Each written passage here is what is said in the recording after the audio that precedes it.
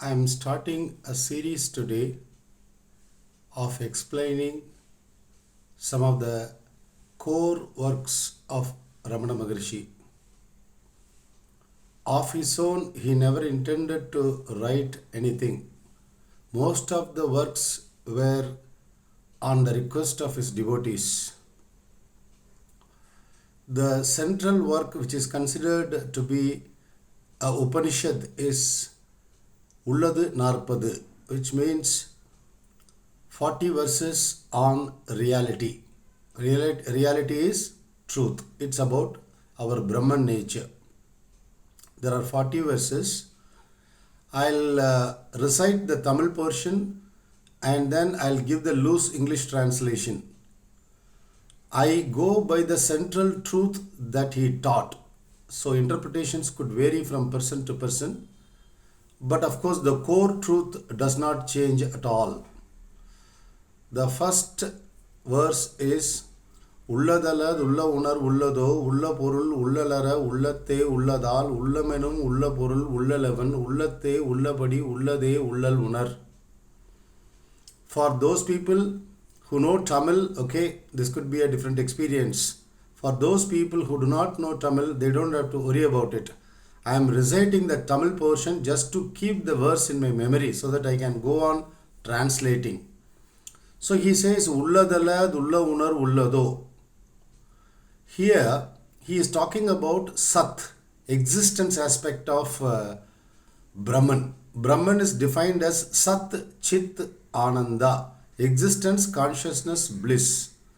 Not the physical universe, the existing universe, the underlying principle behind it, what lies underneath the universe. What really underlies the material universe is not the existing objects but the, the existence principle itself. What is called Sat, pure existence. It is pure existence that gives rise to the feeling that I exist in human beings. Assuming this is Brahman, this is existence, consciousness, bliss. From this,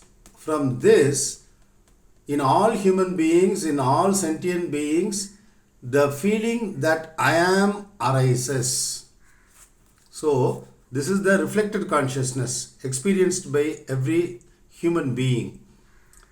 I say I exist, but if you ask me, what do you exist as? I would say, I exist as this person, this Sentivel. That is the whole problem. We are trying to solve this problem only. Am I this little individual or am I the whole existence? Am I matter or am I spirit? So he says, Ulladala, Ulla Unar, Ullado. If you have a feeling that I am, I exist, he is asking, can that feeling exist without the existence of this Sat, this truth? So this is a logical sequence. Ulladala, Ulla Unar, Ullado. Ulla Porul, Ullalara, Ullatte, Ulladal. Now he is not talking about this bodily sense of I. Now he is talking about this. Ulla Porul, Ullalara, Ullatte, Ulladal. He says, inside you, deep inside, at that bottom layer of existence, consciousness, bliss, this exists without a sense of psychological sense of I. This exists without the bodily sense of I, he says. Ulladalad, Ulla Unar, Ullado, Ulla Porul, Ullalara, Ullatte, Ulladal. Since this exists without I thought.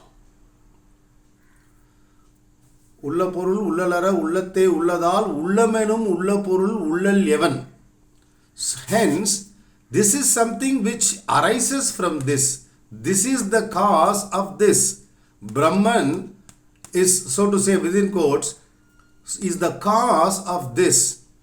So this is a secondary product. This is the primary one. How can this secondary product, which is given birth to by this, how can this know this, he is asking. So the point is, through the mind, directly you cannot grasp. The way I am seeing the camera now, I cannot see Atma. The way you are listening to me, hearing me, you cannot hear Atma. Through any of your five senses, you cannot grasp Atma because The mind operates all the five senses. On the subsidence of the mind only, we can experience Brahman, our Brahman nature. So, mind is an enemy to realization, so to say.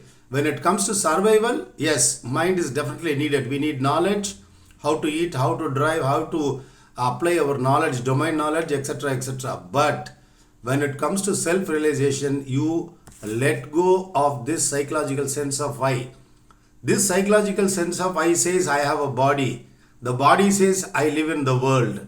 The world is in the universe, and etc. The truth is, if you disconnect this module, what remains is this. Ulladala, ulla unar, ullado, ulla porul, ullalara, ullatte, ulladal, ullamenum, ulla porul, ulla leven. Who can, he says, who can grasp this? The mind can only grasp external objects. It cannot grasp what pre-exists that, what precedes that.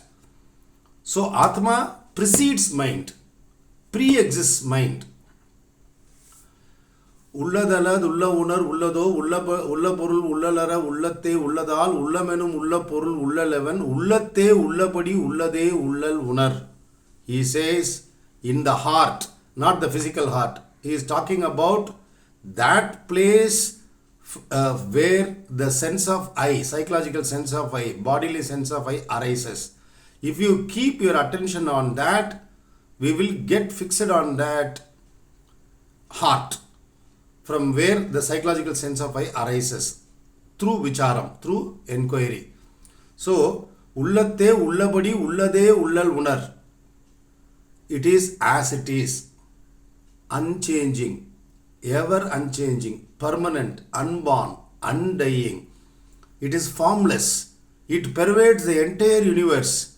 All the objects of the universe it is pervaded by. It is immanent and transcendent, yet untouched by the material universe. That is the essence. So, ullatte, ullapadi, ullade, ullal unar.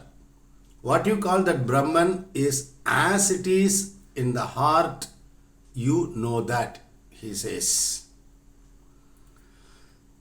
The message is the same.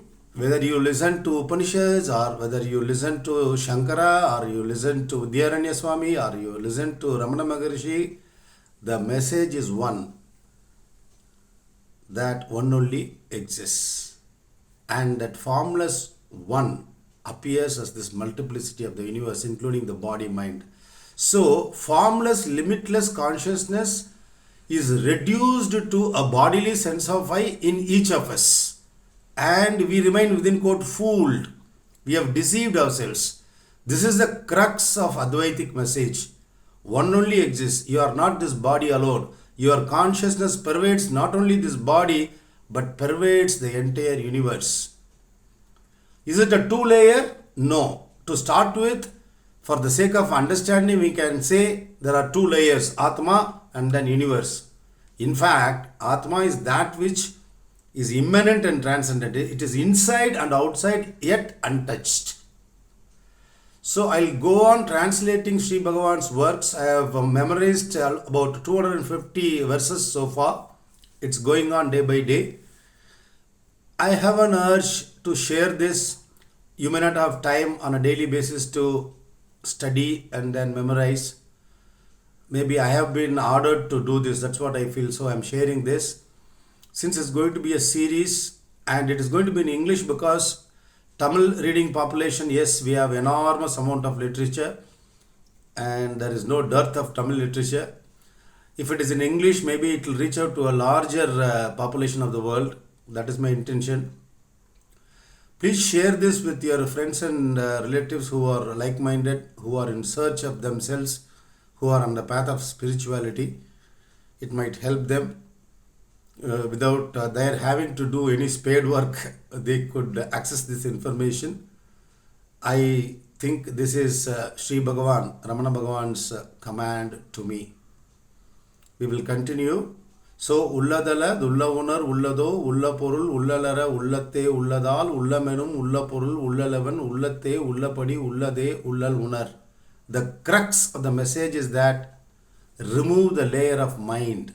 make the mind subside through any of your practices. The most powerful method suggested by Bhagwan is vicharam, self-enquiry. Every time a thought arises, ask to whom is this thought. You will get an answer to me. Whence is this thought? Which is the birthplace of this thought? Where does this thought arise from? If you seek the source of I thought, over a period of time, it will subside. On the subsidence of ego, Atma will shine forth of its own. In fact, it already is shining forth. It always shines forth. We are not going to create Atma. We are not going to order Atma the way we order an automobile. It is already there. It is a pre-existing reality. It is a permanent reality. That is what we are.